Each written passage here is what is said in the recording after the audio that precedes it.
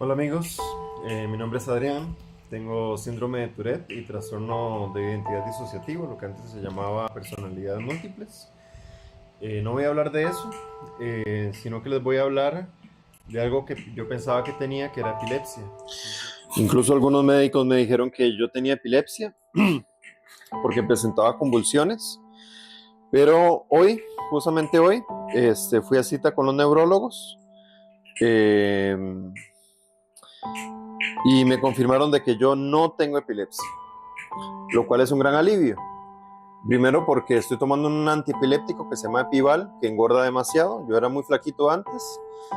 Si ven mis videos en mi canal principal que se llama Adrian Science, si usted puede buscar Adrian Science, doctor, insultos de la doctora Polo, encuentran cuál es mi canal. Porque hay un Adrian Science que tiene un canal muy famoso. Ese no soy yo. Van a ver videos donde salgo cantando ópera. Salgo muy flaquito, así era yo de flaco. Apenas tomé Epival, me engordé un montón. Entonces, mi idea es dejar el Epival para poder adelgazar. Y me dijeron que no tengo epilepsia. Entonces yo dije, pero si están seguros que no tengo epilepsia, ¿qué es lo que tengo? Entonces, ¿por qué no tengo epilepsia? Como pueden ver en estas imágenes que les voy a dejar acá, es uno de los ataques que me daban a mí y hay un video que ya lo subí. Es uno de los más suavecitos que yo tenía. Pero en realidad a mí me da mucho más fuertes, a veces me tiraba al piso, yo sentía un aura, o sea, que es una sensación de malestar que va creciendo, entonces yo me acostaba en la cama y terminaba teniendo contracciones musculares súper fuertes, gritaba, me ponía a llorar así de repente, unas emociones se me revolcaban, brincaba así, temblaba fuertemente las piernas y los brazos y al final terminaba súper cansado. Entonces es consistente con la epilepsia, pero en epilepsia, para que sea epilepsia, tiene que haber pérdida de la conciencia, pérdida de control de esfínteres, o sea que uno se hace pipí y popó, a veces uno se muerde la lengua, y lo más importante, lo que diagnostica la epilepsia, es que hay trazos específicos en el electroencefalograma, que es el electroencefalograma es un, eh, un examen médico que se realiza a la actividad eléctrica del cerebro. A mí me hicieron dos. Y cuando me lo hicieron, en las dos veces, hay una parte del examen que le hacen una fotoestimulación, o sea, le ponen una lámpara que parpadea así como en patrones. Yo apenas empecé a ver esa luz, me empecé a sentir mal y terminé temblando así y hasta me despegué y se me cayeron los electrodos y por eso les dejo esta imagen. Ese fue lo que salió en mi electroencefalograma. Entonces yo decía, bueno, eso es epilepsia, ya cómo está, pero en realidad no eran trazos de epilepsia, era artefactación. O sea, que cuando un electrodo se mueve o uno se mueve, el mismo movimiento hace que haga ruido en el papel, pero en realidad no son trazos de epilepsia. Entonces mis doctores pensaban que era epilepsia, pero no, era artefactación. O sea, que uno se movió. Eh, entonces yo les dije, pero yo apenas, la otra cosa que nos tenían duda de que si yo tenía epilepsia, era de que yo empecé a tomar el antiepiléptico y a los días ya me sentía bien. Yo antes estaba como en un cortocircuito, así como en una tensión, empecé a tomar el Epival y se me quitó. Y después de eso pasé años sin convulsionar y solo convulsioné dos veces. Y las dos veces fui al hospital y me hicieron un examen de sangre y vieron que mis niveles de Epival estaban por debajo del rango terapéutico. Entonces eso no me lo puedo inventar. Eh, pero me dijeron que no, que todo era emocional. Y que es una mezcla de una represión emocional con el síndrome de Tourette que se estaba empezando a desarrollar. Eso me empezó a mí a los 19 años. A mí el Tourette me lo diagnosticaron ya con tics así normales, como los ven ahora, a los 29 creo, si no me equivoco. ¿Qué fue lo que pasó a mis 19 años? Cuando yo cumplí 19 años, cuando yo cumplí 17 años, estaba en el colegio todavía, entré a una secta que se llama la Gnosis. Que es la Gnosis como doctrina, es maravillosa, dice cosas muy maravillosas, es una doctrina esotérica, habla de esoterismo y ustedes van a encontrar hinduismo, cristianismo, budismo, hasta sintoísmo, bueno, de todo. enseñanzas del antiguo Egipto, etcétera. Enseñanzas esotéricas aztecas, mayas, de todo. Es una compilación de todo. Se practica la meditación y lo que se busca es el autoconocimiento. Bueno, a mí me pareció maravilloso. Yo lo que quería era salir en cuerpo astral. Y lo que sí les puedo decir de la gnosis es que si uno quiere que si ellos le enseñan algo, le dan una práctica para que usted compruebe lo que ellos le enseñan y uno lo comprueba. Ellos dicen, existe el mundo astral, la quinta dimensión, y uno puede ir ahí conscientemente. Y le dan la práctica, yo la hice y yo salí en astral muchas veces y lo comprobé. Y comprobé muchas cosas más. Entonces me entusiasmé mucho con esta secta. Hay dos cámaras. La primera cámara que es pública, que son solo conferencias, y muy interesante todo, pero si uno quiere seguir su camino de autoconocimiento, de autorrealización, lo invitan a uno a la segunda cámara, que es la parte hermética, que ya se llama la iglesia gnóstica. O sea, yo no tengo nada en contra de la gnosis. A la gnosis le agradezco mucho. Pero a las personas que dirigen la gnosis, que se fanatizan con la gnosis, han hecho de la iglesia gnóstica una secta peligrosa, porque le han hecho daño a mucha gente. Y ellos hasta nombre le tienen. Ellos tienen un argot dentro de la iglesia gnóstica que es decirle, fulano se quemó. Y es porque, y yo he visto muchas personas volviéndose locas, que terminan de psiquiátrico, como yo, personas que se van y no quieren saber nada de la gnosis, personas bueno, miles de casos. Y resulta que en el 2007, me fui a lo que iba a ser un monasterio en la montaña. Todavía no era un monasterio, le llamábamos la finca, pero ahí se dictó el primer curso de misioneros nacionales. ¿Qué es un misionero nacional? Es un instructor gnóstico que lo puede mandar a cualquier ciudad donde no hay gnosis a abrir nuevos centros gnósticos que se llaman lumiciales. Entonces yo hice el curso en ese monasterio y al terminar me dijeron que me daban misión en el monasterio. Y yo feliz porque a mí el monasterio me encantaba. Yo tengo mucho aprecio al monasterio, es un lugar espectacular, uno se siente muy bien, tiene un aura muy linda, uno medita ahí, y eso es una diferencia meditar en la ciudad que meditar allá arriba. Y no es por la naturaleza, es por el lugar, es un lugar muy especial. Pero ¿qué pasó? ¿Cuál fue mi primer misión como misionero? Yo trabajaba en dos cosas, construcción y liturgia. Yo era sacerdote gnóstico y era misionero gnóstico. Conmigo se rompieron las reglas porque para un hombre ser sacerdote gnóstico necesita ser mayor de 21 años, estar casado y hacer el curso de sacerdote y ser recurrir mucho a los rituales y actividades que se hacen. Yo tenía 19 años y estaba soltero y aún así me ungieron como sacerdote para poder ayudar allá. Entonces, ¿qué pasa? En el monasterio, ¿qué hacíamos? En las mañanas, 10 para las 6, se empezaba una actividad que se llamaba el saludo al alma. Es como un ritual que se hace con los 4 elementos, pidiendo protección. Y se hace un templo que se llama lumicial. Y en la noche se hace unas cosas que se llaman cadenas, que todos se toman de las manos, intercalados hombre-mujer, hombre-mujer, hombre-mujer. Y el sacerdote de turno hace una cadena especial que se llama cadena de irradiar amor y luego hace una invocación a una divinidad. Llámese, puede ser el arcángel Uriel, puede ser el arcángel Samael, que es Víctor Manuel Gómez, el que fundó la gnosis actualmente, que ellos lo invocan como un dios. Muchos otros. Puede ser los dioses del aire, los dioses del fuego, etcétera. Entonces, y los miércoles hacíamos un ritual al mediodía, que se hacía con el Logos Michael, con el arcángel Miguel, pero ellos le dicen arcángel Michael. Entonces de liturgia tenía que hacer esas dos actividades, al amanecer y al anochecer, a las 7 de la noche. ¿Y qué hacía durante el día? Me dedicaba a la construcción. Pero, ¿cuál fue mi primer misión? Y por eso le digo que la gnosis es una secta, no por la doctrina, sino por la gente que dirige la doctrina.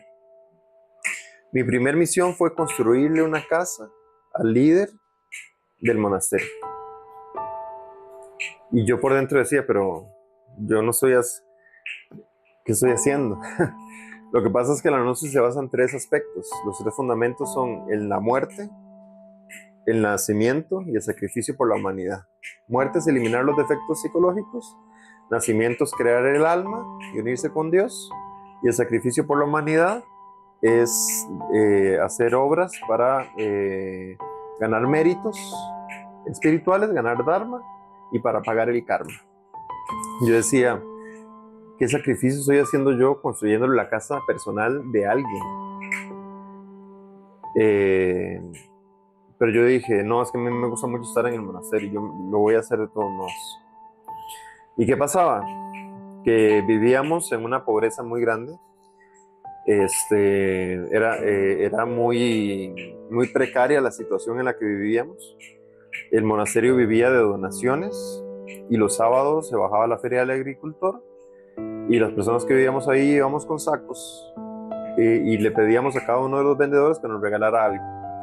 Y los vendedores nos regalaban comida porque el abad, o sea, el encargado del monasterio, decía que él tenía un comedor donde ayudaba a personas. Y el comedor éramos nosotros los misioneros en el monasterio.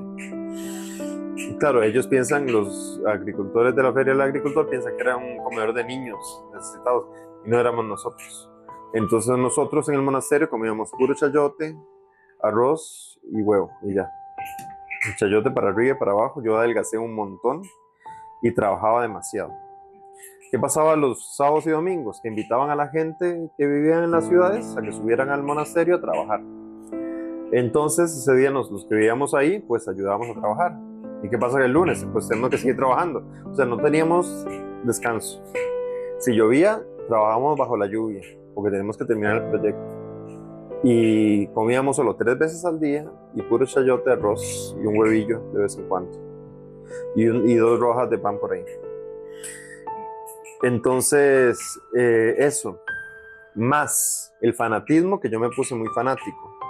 Yo generé otra personalidad. Yo tengo 6 personalidades. En aquel entonces desarrollé una que ya desapareció, que se creía como muy elevado espiritualmente. Y yo perdí la cabeza. Entonces, en la gnosis le enseña a uno que los defectos psicológicos, la lujuria, la ira, la pereza y todo eso son cosas que no son propios del ser humano, sino que son añadidos, que fueron apareciendo y que encapsulan el alma, la esencia. Entonces uno tiene que eliminarlos. O sea que una persona que practica la gnosis puede eliminar la ira por completo y no tener rastros de ira en su psique. Entonces, ¿qué pasaba? Que uno buscaba un comportamiento perfecto. Entonces había mucha represión emocional. También enseñan lo que es el nacimiento. El nacimiento tiene que ver con la parte sexual. El nacimiento se hace a través de la semilla. La semilla es el semen. Entonces ellos practican la transmutación sexual, que es disfrutar del acto sexual, pero sin llegar al orgasmo. Entonces justo antes de llegar al orgasmo, se retiene eso, se reprime, se inhala y se sube por la columna por unos canales invisibles que suben por la columna hasta el cerebro. Y esa semen se convierte en energía y esa energía va creando el alma. Y esa energía tiene el poder de destruir los yoes, y tiene el poder para mandar a la naturaleza, y tiene 1000 poderes. Y los que estábamos solteros no podíamos tener sexo. Teníamos que ser célibes. Solamente las personas casadas y que vivían bajo el mismo techo podían tener relaciones sexuales. Y en su propia recámara. O sea, si una pareja de casados se va a un hotel a pasar un fin de semana, no puede tener sexo. O practicar el arcano, o hacer la magia sexual, como dicen ellos, en el cuarto de hotel, porque solo se puede hacer en el cuarto de la casa que está hecho para eso. Entonces, hay mujeres. Una vez escuché a una Isis, que es una sacerdotisa, porque en el gnosis hay sacerdote y sacerdotisa. Para los rituales ofician los dos, hombre y mujer. Y las sacerdotisas se llaman Isis. Y dice que una vez las Isis estaban en una reunión de damas exclusiva para mujeres Y ellas decían que una decía, es que a mí me duele mucho cuando practico la magia sexual. Y la otra decía, a mí también, todos los pasos. Y llegaron a la conclusión de que ellas no deseaban eso. O sea, el hombre no las prepara para eso. No hay ese juego previo que las lubrique. Entonces toda penetración iba a ser dolorosa. Pero a las damas se les motiva diciendo que si ellas no se dejan,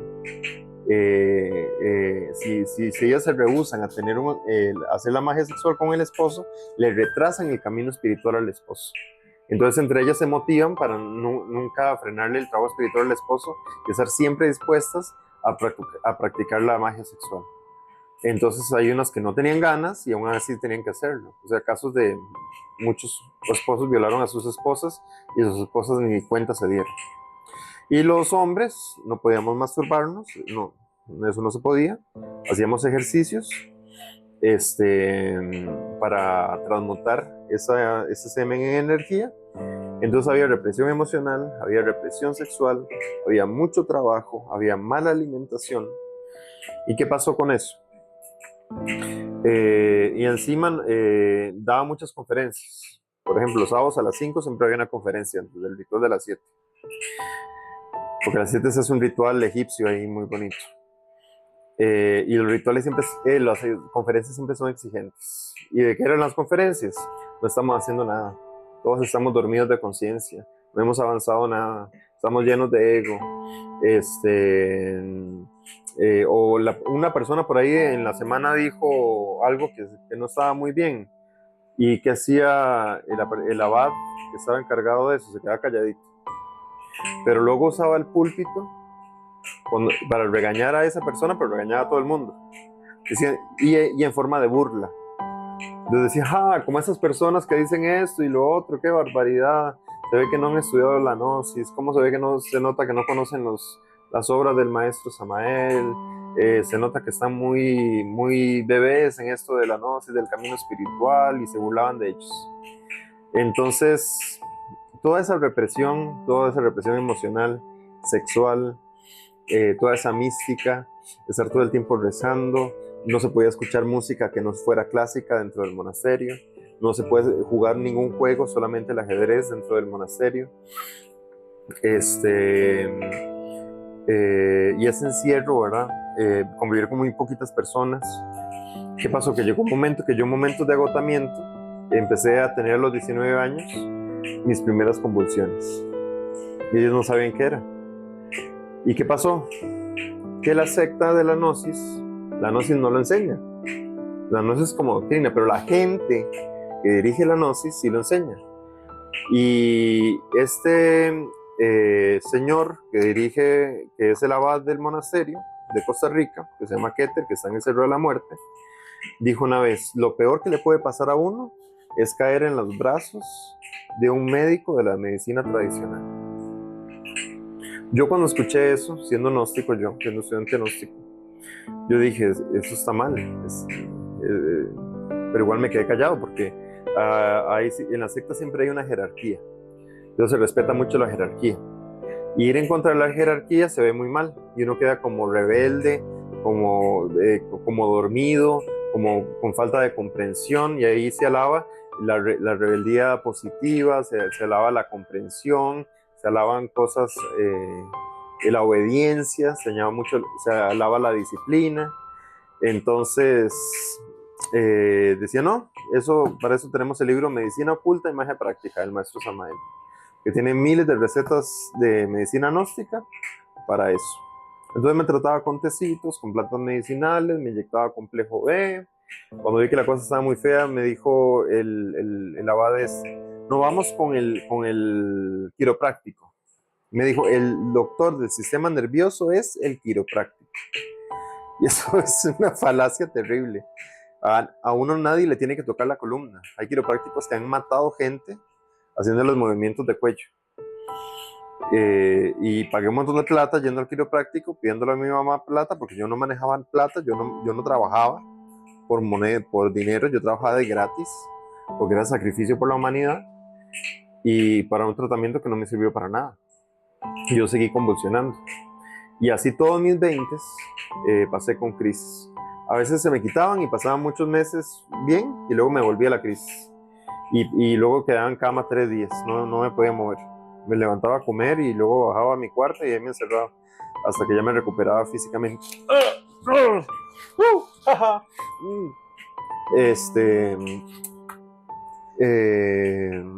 Pero ¿qué pasa? Esas crisis cada día se fueron volviendo más y más cercanas. Luego añadieron las de crisis disociativas, donde empecé a escuchar otras voces en mi mente, empecé a ver la presencia de diferentes personajes, que ya el trastorno disociativo o el mal llamado personalidad múltiple lo voy a hablar más adelante en este canal. Pero llegué a eso. Entonces, ¿qué me dijeron los doctores? Oye, usted no tiene epilepsia, puede dejar de tomar Epival. Entonces yo le decía, pero es que me da miedo dejar de tomarlo y que me den las convulsiones. Porque cuando yo empecé, se me quitaron. Y me dijeron, sí, pero es que lo suyo era emocional. Sí, el Tourette puede ser que haya influido, pero era algo emocional, y que se llaman convulsiones psicógenas. O sea, lo que la persona calla, el cuerpo lo expresa. Entonces yo tenía, es como un ataque de pánico, pero muscular, digámoslo así. Y eso me lo causó esa secta. Mi diagnóstico tardío de síndrome de Tourette, mi diagnóstico tardío de trastorno disociativo, fue por culpa de los dirigentes de la Gnosis, que me dijeron que no fuera el doctor, que me tratara yo. Me traté con médicos gnósticos, porque hay médicos gnósticos que ellos diagnostican usando sus poderes. Porque si uno transmuta mucho y medita mucho y vocaliza mucho, despierta la clarividencia, la intuición, la clariaudiencia. Entonces esos médicos gnósticos son famosos porque son clarividentes y son intuitivos. Entonces ellos con su clarividencia ven las enfermedades. Entonces le ven a uno y el paciente no dice nada, sino que usted dice, usted tiene esto, esto y esto, tiene que tomar esto y tiene que dejar de hacer esto, esto y esto. Y le dan un papel con medicinas que tiene que comprar del laboratorio que ellos hacen. O sea, uno le compra las medicinas que ellos fabrican. Y yo fui varias veces con médicos gnósticos y ninguno le atinó a los diagnósticos que hoy tengo. Estaba editando el video y me acordé de algo que me dijeron los médicos gnósticos. El diagnóstico que ellos me dieron, o sea, yo tengo un trastorno neurológico, el síndrome de Tourette, que es un trastorno neuropsiquiátrico, que quiere decir que hay partes de mi cerebro que no funcionan bien. Tengo un trastorno mental debido a un trauma en la niñez, que se llama trastorno de identidad disociativo. Y lo que me dijeron ellos, el diagnóstico de estos médicos gnósticos, que con sus poderes pueden verlo todo, era que yo pensaba mucho. Decían, es que usted piensa mucho. Dígame quién en este mundo no piensa un montón todo el día y cuántos de esas personas les da lo que a mí me daba. Solo a mí. Solo a mí. Y todo el mundo piensa un montón. Y ese era el diagnóstico que ellos me daban. Imagínense. También sé de un dirigente de la secta gnóstica, que es de los más altos, que los más altos se llaman sacerdotes instructores, que solo hay 12, porque eran los 12 discípulos de un maestro, que es uno de los 2 maestros principales de la Gnosis.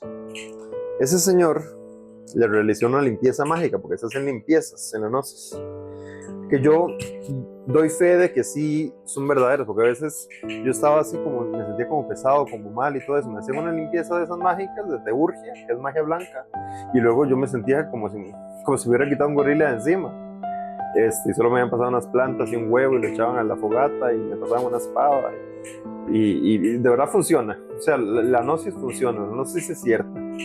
Si uno aplica lo que dice la Gnosis, es real, porque lo he vivido y lo he confirmado cientos de veces.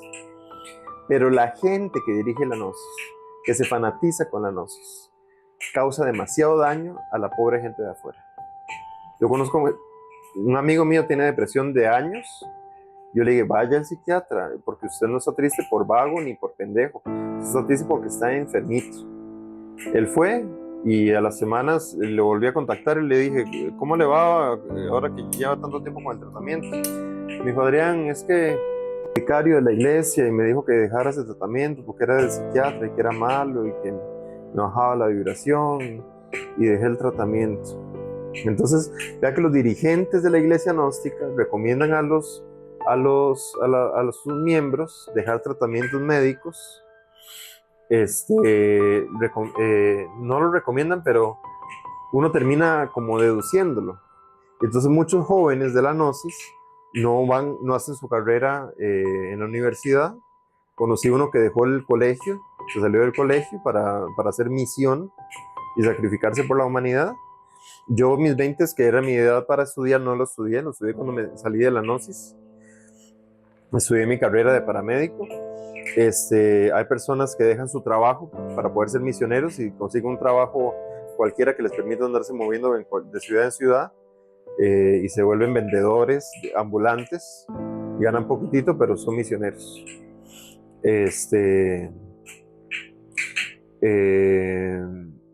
Y bueno, volviendo a lo de este dirigente, ese sacerdote instructor, que no voy a decir el nombre, pero empieza con E. Ese señor le hizo una limpieza mágica a una muchacha. Y la muchacha creyó que ella era la elegida, porque esos señores se los ve como casi como maestros, ¿verdad? Con mucho respeto, porque eran los discípulos directos del gran maestro Lakshmi. Y ese señor le dijo, voy a hacer una limpieza porque usted la necesita. Le echó toda la hablada.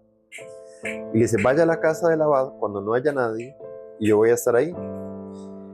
Y le hizo la limpieza. La limpieza bajó hasta la zona íntima, le bajó la ropa interior y le metió la mano entera, ya saben dónde, para hacerle la limpieza. Mientras invocaba dioses sagrados, mientras invocaba al dios del fuego. Y luego dice, salga usted primero y el rato salgo yo para que nadie se dé cuenta. Esa muchacha ya no está en la gnosis, es amiga mía. Son abusos sexuales. Y hay muchas cosas más. La gnosis como doctrina es maravillosa. Si usted la aplica, comprueba. Si usted quiere salir en astral, ver vidas pasadas, hacerse clarividente, haga lo que dice la gnosis y lo va a lograr. Pero si usted se mete en la gnosis y sigue a los directivos, a sus instructores que están fanatizados, le va a ir mal, porque le lavan el cerebro. Y a mí me lo lavaron porque yo era uno de esos misioneros fanáticos que dañé a muchas personas y me dañé a mí mismo por fanático, por imponer disciplina, por querer ser disciplinado. Yo pasé por muchísimas depresiones y era por esa represión emocional. A la fin de cuentas, en el mismo monasterio llegó un muchacho que me llevé muy bien con él, tuve una gran afinidad. Se llama Carlos. Y resulta que el abad decía, hagamos grupos de trabajo, ¿verdad? Para ir a trabajar. Y decía, Adrián, vaya con Carlos. Y siempre mandaban a Adrián con Carlos. Y dice este abad que él le dijo a Carlos, yo no sé lo que tiene usted, pero yo siempre mando a Adrián con usted, porque Adrián siempre se pone muy contento cuando él está con usted. Y a mí me caía muy bien y fue prácticamente mi mejor amigo. Yo en la vida nunca había tenido a alguien que yo llamara mi mejor amigo porque tenía mucha afinidad con él. Entonces yo siempre andaba amargado, andaba serio, y para mí eso era disciplina, eso era seriedad en la gnosis, en el camino espiritual, perdón. Pero cuando estaba con Carlos, ya el semblante me cambiaba, estaba feliz, estaba sociable. Y un día estábamos hablando en el cuarto de él, que es un cuarto en obra gris, se ven los bloques, el piso de cemento, una puerta de una madera vieja, así, se ve la forma de la madera así toda, y le hicieron puerta, el techo de lámina de zinc. Y estamos ahí hablando en unas camas y unos colchones donados. Él en una cama y yo en la otra, estábamos conversando tranquilos, y me pasó un fenómeno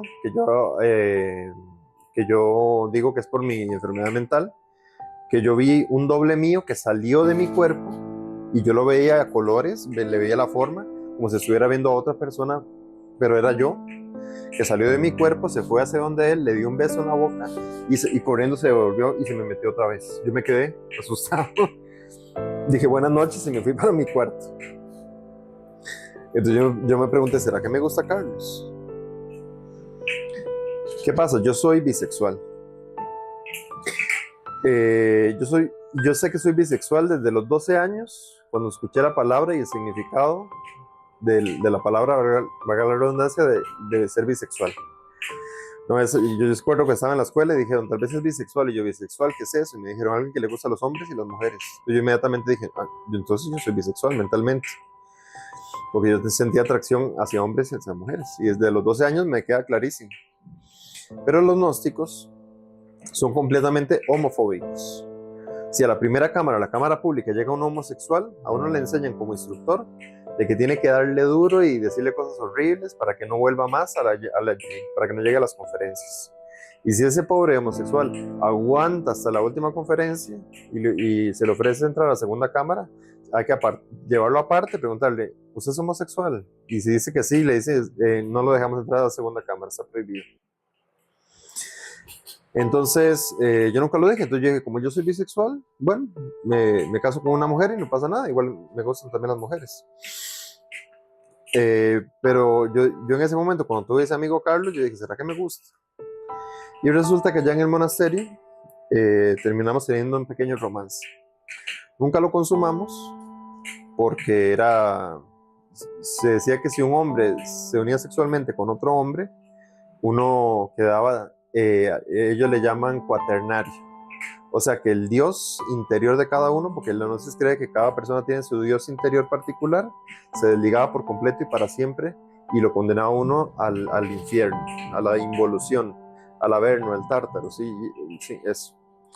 Entonces nunca consumamos nuestro amor, pero sí tuvimos nuestro romancillo.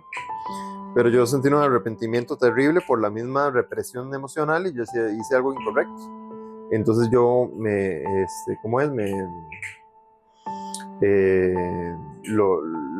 delaté a mí mismo, a los dos, de lo que habíamos hecho. Y incluso hice un ayuno de 3 días, tratando de meditar y de cambiar lo que yo había hecho. Y ¿sabe qué le hicieron a él? A él lo expulsaron de la institución. Y ese mismo día lo sacaron del monasterio, que no pasen ni una noche más aquí. Y yo, que era el favorito, porque daba buenas conferencias, porque me sacrificaba mucho por la humanidad, porque trabajaba muy bien en construcción, o lo que sea, me dejaron, sabiendo que yo también había cometido el mismo error. Y yo, en mi impulso espiritual, en mis ganas de salir adelante, dije, yo voy a eliminar el yo homosexual, porque para mí era un yo. Y como parte de la disciplina para eliminar el yo, era dejar de hablar con Carlos. Y le hice la ley del hielo y le dejé de hablar. Y el pobre entró en una depresión horrible, la pasó súper mal, que siempre pensaba en mí. Y yo, yo hice, no saben los esfuerzos que yo hice para dejar de pensar en él. Y a pesar de todos los años que pasamos, yo siempre pensaba en él y de vez en cuando siempre pensaba, ¿dónde estará? ¿Qué estará haciendo? ¿Estará bien? Y ya cuando me diagnosticaron con trastorno disociativo, me dijeron que tenía que llevar control psicológico y empecé mi terapia psicológica. En terapia, la psicóloga nunca me dijo, eso es una secta, tiene que salirse de ahí, eso es nocivo, etcétera, sino que ella simplemente me fue guiando. Y yo como que fui despertando. Y un día iba saliendo de terapia en el bus y yo me acordé de Carlos. Yo dije, yo todo este tiempo, aunque no le he hablado, yo todavía lo amo. Y lo busqué en Instagram, lo encontré, le mandé un mensaje, le dije, ¿qué tal si nos vemos? Y nos ponemos al día. Y recuerdo que nos vimos en Paseo Metrópoli. Y él dijo, uy, siento que estoy viendo un fantasma. Él tuvo que enterrarme en su mente para poder olvidarme. Porque dice que el Adrián que estuvo con él en esa relación del monasterio fue el amor de su vida. Que el Adrián que soy hoy no es el amor de su vida, pero el que fue en aquel momento sí fue el amor de su vida, fue muy fuerte para los dos. Yo le dije, yo no voy a volver a la gnosis, yo quiero ser quien soy. Suena cliché, pero a mí Lady Gaga con su Born This Way me ayudó muchísimo. Y Ellen DeGeneres con su historia, con su sitcom, me ayudó mucho a entender y aceptarme como persona queer. como bisexual, aceptar de que eso no es un yo, que uno nace así. Yo no creo en Dios, pero si Dios nos hizo a su imagen y semejanza y las personas nacen gays, pues nacemos gays porque Dios nos hizo así. Entonces hay que aceptarnos. Dejé la gnosis y ahora llevo casi 4 años de noviazgo con Carlos. Nos llevamos súper bien, tenemos una afinidad maravillosa. Vivo muy feliz. Mi salud ha empeorado. Ahorita soy, pensionado por invalidez. Ya tengo mis proyectos aparte, pero esa fue mi experiencia con la gnosis y con el monasterio. No solamente construir la casa del abad, yo dije, yo voy a construir esta casa de este señor con el fin de que me den el derecho de poder construir el famoso templo de misterios mayores. Porque en las ciudades se fundan los que se llaman templos de misterios menores, llamados lumiciales. Pero en los monasterios, que solo hay uno por país, y siempre son en las montañas, hay algo que se llama templos de misterios mayores, que son templos que están bajo tierra, son subterráneos. Y por ejemplo, dice, cuando uno por ejemplo, le hace una comidita y va y se la lleva a los indigentes, uno gana el dharma. ¿Qué es el dharma? Lo contrario del karma. Si usted le roba plata a alguien, la justicia divina le cobra karma. Entonces ese karma algún día se le va a devolver. Alguien le va a robar plata a usted. Pero si usted hace algo bueno, le da comida al hambriento, se gana dharma. Y eso es algo bueno. De las personas que nacen en la riqueza, que nacen en una bonita familia, en un buen país, son personas que en sus vidas pasadas acumularon dharma porque hicieron cosas buenas. Entonces la idea del sacrificio por la humanidad es hacer cosas buenas para ganar mucho dharma. Entonces, ¿qué decían? A nosotros nos lavaban el cerebro porque la gnosis los dirigentes de la gnosis terminan lavándole a uno el cerebro. Y dices que estamos despiertos, no somos como los externos. Ellos le llaman externos a los que no están en la gnosis, que es una de las características de las sectas. Porque nosotros pensamos diferente y todo eso. Entonces decía, una persona que es misionero y se la pasa toda la vida haciendo misión sin parar, ni siquiera llega a pagar una vida del karma de una vida pasada. Pero nos decían, una persona que participa en la construcción de un templo de misterios mayores puede llegar a pagar el karma de hasta 3 vidas. O sea, el dharma por construir un templo de misterios mayores era impresionante. Entonces eso a mí me motivaba. Yo decía, voy a avanzar espiritualmente un montón. Yo quiero estar ahí. Por eso fue que me aguanté construirle la casa de ese señor, Javier Vícar, se llama. Es el abad del templo Keter, el monasterio de Costa Rica. Y sí, estuve en la construcción. Trabajamos muchísimo, bajo la lluvia, bajo mucho frío. Caprichos del abad de Javier Vícari nos hicieron hacer cosas impresionantes. Una vez él tenía que irse a Venezuela, al monasterio de Venezuela, que es la sede internacional, el día 19. Tenía el vuelo. Y tenemos que chorrear el techo del templo, que es de esta forma. Es el único que tiene la forma así. Todos los demás son planos. Él tiene la forma así. Y son 30 por 10. Es muy grande. Entonces, ¿qué pasó? Teníamos que terminarlo antes de que él se fuera, porque él quería estar en la chorreada del techo. Entonces trabajamos. Yo me acuerdo que un día yo trabajé hasta ¿cuándo fue? Terminé de trabajar a las 5 de la mañana, amarrando hierros en la estructura. Me fui a dormir, dormí 2 horas, me levanté a las 7 de la mañana, me fui a desayunar, luego bajé a un árbol en el que siempre iba y me puse a llorar, porque sabía que ese día iba a ser el día que más iba a trabajar en mi vida. Y estaba completamente cansado, porque había dormido 2 horas y el día anterior había trabajado todo el día. Y empezamos a chorrear y la chorreada duró 2 días seguidos, día y noche, y no paramos, para que ese señor pudiera estar. Y el único que hacía era pasar baldes, y yo hacía la mezcla. Yo alzaba los baldes grandes, llenos de tierra, llenos de piedra, y yo alzaba los sacos de cemento y me la pasé así. Hasta que en un momento me senté a tomarme una merienda que nos daban, y ni siquiera pude agarrar la taza porque caí dormido y me descompuse y no desperté más. Pero sí, de esa clase de sacrificios hicimos muchos. Trabajar bajo la lluvia, trabajar bajo presión, me lastimé muchas veces, etc. Pero bueno, hay personas que por la gnosis les ha pasado cosas muy feas. La gnosis es genial como doctrina, pero la gente fanatizada es lo que lo que lo hace peligroso. Vea que en la gnosis enseña, en la escuela nos enseñan a qué pensar, pero uno tiene que aprender cómo pensar. Esa enseñanza a mí me encantaba. Yo, claro, el cómo pensar.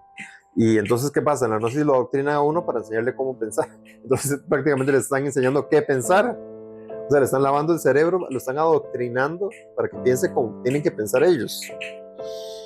Entonces termina uno alejándose de la medicina convencional. Por ejemplo, el maestro Samael da un remedio para eliminar el cáncer, que es la serpiente de cascabel encapsulada. Se mata, se seca y se encapsula.